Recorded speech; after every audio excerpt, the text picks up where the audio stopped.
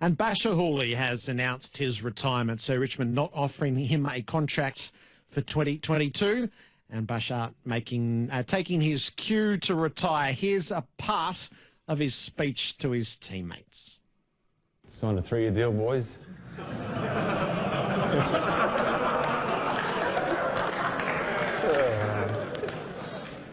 Now, obviously, on a serious note, yeah, time's up for me. Yeah, it's been a journey, of course, a long journey, 15 years, but it's gone pretty quick. And yeah, I was just very nervous about this situation over the last 24 hours. It's not an easy one. It's not one that you kind of look forward to. But in a way, I am looking forward to life post this. And I must admit, it's, you know, I haven't been this nervous ever. This is the most nervous I've ever been. Played in 3 grand finals, super relaxed about it. So yeah, it's been a tough one, and I tried to make every single excuse out there to Blair and Dimmer and to tell them, you know, threaten them that I'm going to go somewhere else and, you know, continue playing, because I just simply didn't want to get up here and speak about me, because I hate speaking about me. It's not about me. It's, you know, I struggle. To the leaders of this footy club and the playing group, thank you for accepting me for who I am and allowing me to play the game and be myself.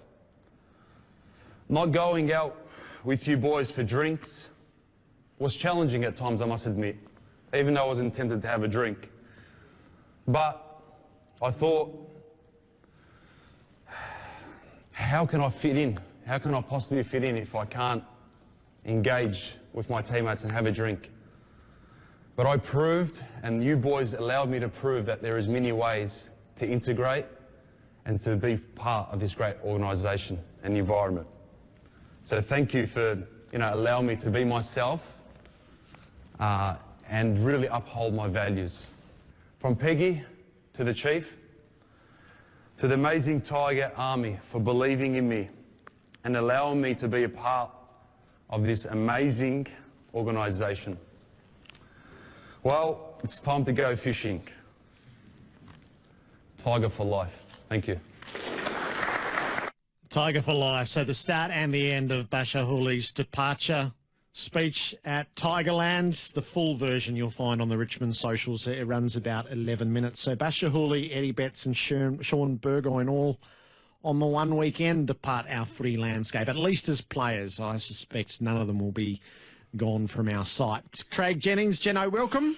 Great to be here, Jared. That Basher conversation really took me back. I was there when he got drafted at Essendon, and I have to share something with you. The whole time he was at Essendon, where things didn't always go well for him, he used to say to me, Jeno, I'm going to be a champion. And he just had that self-belief, but so much humbleness in the way that, you know, he grew into his footy, but he always had that belief that he was going to be a champion, and he certainly was. Have you stayed in contact with him?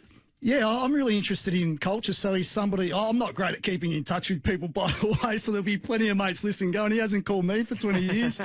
But I spent a lot of time in the Middle East and learnt from cultures over there, the Indigenous communities, Arnhem Land, learning about culture. And often in an AFL club, we have a real white man's culture in terms of our trademarks. And you go to some of these countries and they live the culture we're trying to manufacture inside a football club. So I was often speaking with him about those things I wanted to do in the Indigenous community, what I could learn from him about some of his programs. And there's nobody in footy that wouldn't have enjoyed their time with Basher. And I love that he said that the Richmond Footy Club gave him the opportunity to be himself. And I think that's a really critical part of the whole coaching conversation. Everybody's different, and just enjoy the differences. If we're all the same, how boring would life be? He was able to just be who he was and absolutely thrived at Tigerland.